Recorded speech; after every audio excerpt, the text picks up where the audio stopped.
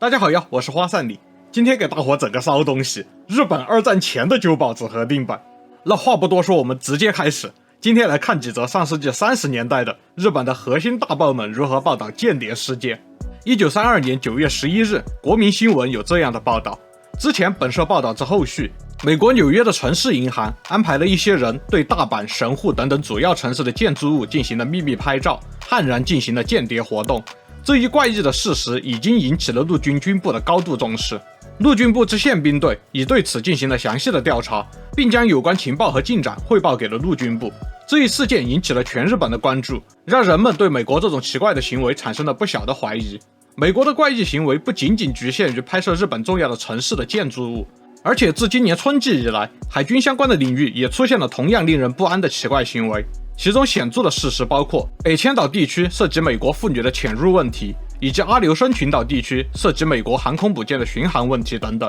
此外，还有美国向蒋介石的故乡中国杭州输送了数十架重型轰炸机的问题等。这些问题引发了日本人的担忧，这些行为可能已经违反了日美条约和太平洋防御限制条约等等协议的精神，似乎也隐藏了美国对日本的某种重大意图。而这篇文章提到的前文是指9月9日报道的城市银行副总裁访问日本之前，要求日本雇员拍摄重要城市的重要建筑物照片，主要包括东京、横滨、大连、奉天和哈尔滨。下一篇2周后的9月22日，大阪每日新闻有如下的报道：某国一直以来都在我国疯狂地进行国防以及水陆运输能力相关的调查，他们利用商业公司的分支机构，让间谍活动的规模越来越大。他们渗透到铁路业务员中，收集了全国铁路的时刻表，进行实际运输能力的分析。他们也调查各种汽船的能力，制定了重要港口的详细测绘图等等。尤其是自本月初以来，他们的活动异常的猖獗。政府部门已经派遣了50名担负特殊任务的专职宪兵，专门打击入境间谍。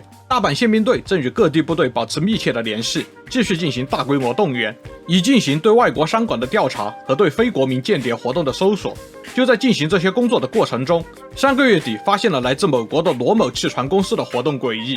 他们向位于长崎的作为代理机构的某物产分支机构发出了调查文件，要求对方迅速的提供回复。代理方主张，因为内容涉及到了关于日本船舶的各种供应能力，以及各个主要港口的港湾设施情况等等百数十个敏感问题，需要先确定外国公司是否有权知道这些，因此回答被暂时搁置。然后就在几天前，位于神户市的某国哈某汽船代理店又急迫地催促回复，此事被宪兵队注意到。由于涉及到了包含要塞地带的情报，日本代理店已经拒绝了要求，同时邀请了熊本宪兵队介入调查。近来各国在日本的间谍活动异常活跃，类似事件多发，宪兵队已经知悉此事。此外，某国的某官员利用休假的名义来到日本，于17日至21日带着地图和磁石在曹门市濑户内海一带进行可疑活动，包括在海岸线要塞地带出没，并进行了详细观察和记录。来自加拿大蒙特利尔市的某公司则以经济调查的名义向横滨商工会议所提出了关于我国能源使用情况的调查请求。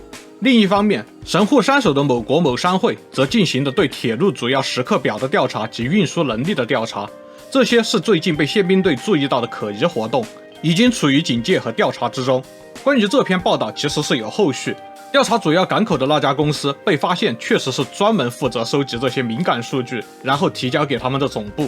实际上呢，该公司在日本并无实际业务，但当时日本防止间谍的相关法律中并不包括外国公司向总部提交敏感数据的情况，因此后来大阪宪兵队宣称这是合法的间谍活动，并且该公司没有受到任何处罚，曾经一度引爆了日本舆论。Anyway， 下一篇1933年3月9日，国民新闻又有如下的报道。最近，由于国际联盟的问题以及全球经济危机和国际关系的变化，引发了令人不安的微妙波澜。在这种氛围之下，针对日本的国际间谍活动不断活跃，特别是有将近100多名外国人被列入了当局的黑名单，已经被严重关切。同时，日本的检察部门和宪兵当局也在保持高度的警惕。之前西刊报道的山浦山崎要塞地区拍照被阻止的事件，经过了进一步调查，结果发现这位拍照者正是英国大使馆的书记官克劳夫妇，此事引发了国内轰动。事件经过的大体是，穿着高尔夫运动服的克劳先生和穿着皮革骑马服的克劳夫人，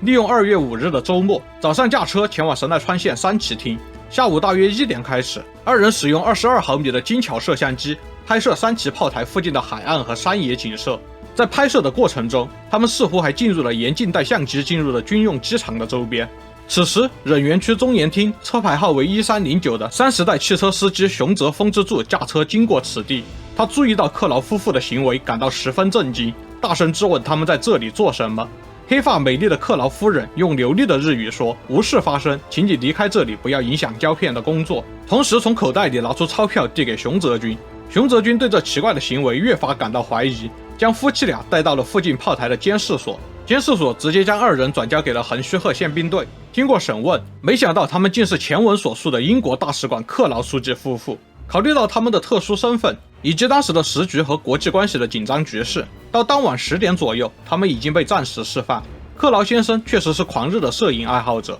他总是将珍贵之物收入相机中，这在日本的外交界是众所周知的。然而，作为一名外交书记官，他也不可能不知道该地位于军事要塞地带。而且考虑到目前国际关系的紧张，作为素来被视为日本亲友的英国人，克劳夫妇的行为伤害了日本人的感情，令人感到遗憾。目前宪兵队正以非常严肃的态度审视此事。再下一篇，1933年4月9日，大阪时事新报的报道。目前，我国退出国联和对美国的外交风波引起了国民的广泛关注，某国的间谍网络活动也日益猖獗。其实直接说美国就行了，对吧？除了去年秋天发生的纽约城市银行拍摄高层建筑物的事件，这个国家的间谍们也还在趁机利用商业公司的分支机构进行对交通网络、经济机构等等的各种调查，或者以旅游为名进行间谍活动。他们巧妙地抓住了一些卖国之徒的心态，以丰厚的报酬作为诱饵，让日本人帮助他们进行重要的调查。这种行为的数量现在异常的惊人。大阪宪兵队当局正与各地宪兵队以及各县特高科保持紧密的联系。妈的，怎么感觉这些报纸报道间谍事件都要说这句话的？总之，大阪宪兵队正全力以赴，积极以特殊任务对应之，全面动员以发现和防止入境间谍活动。然而，来自美国纽约的标准石油公司40代高管麦克亚当先生，以检查会计业务为名，于上个月19日通过上海抵达日本。以神户为总部，对我国各个重要军事地区进行了考察和拍摄工作。他甚至还对我国针对美军威胁的重要军事地区，尤其是济南下津港进行调查。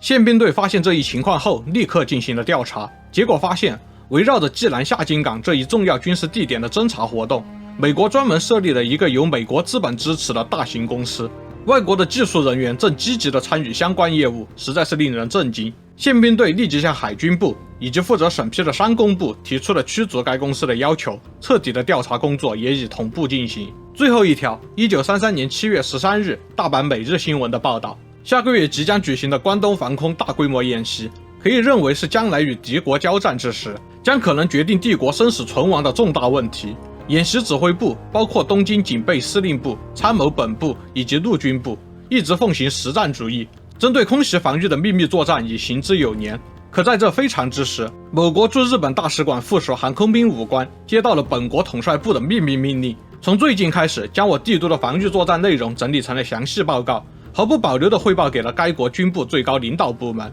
已然将我国视为假想敌。这一情报被发现后，连陆军中央都对当前在日本的国际间谍活动的激烈局面感到震惊。根据我国有关部门的调查，某国一直非常重视收集帝都防空演习的情报。自从今年春季公布了关东防空演习计划以来，他们一直致力于调查大东京防御的计划和情报。该国大使馆的驻留武官、某空军将校一直在发展日本人下线，以便了解我国防御作战的情况，然后将机密情报汇报给该国的某将官。最近，我国军部发现了这一情况，对某国陆军统帅部的诡异行动非常重视。内务省将在近日与各相关机构召开会议，将尽最大的努力防止我国防御部署计划被泄密。陆军当局也正在秘密制定应对措施。